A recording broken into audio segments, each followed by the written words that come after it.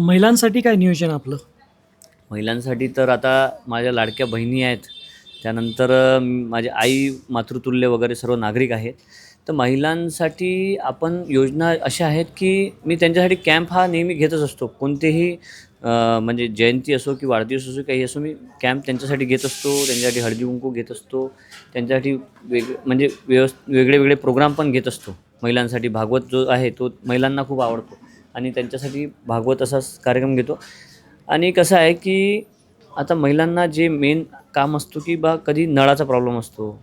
तर त्याच्यासाठी आपण त्यांना तशा सूचना पण म्हणजे पोहोचवतो, की आज नळ येणार नाही. मेन आहे पाण्याचा प्रॉब्लेम खूप असतो खूप जणांना. महिलांच्या सशक्तीकरणाकरता आपले काही प्लॅनिंग्स आहेत का?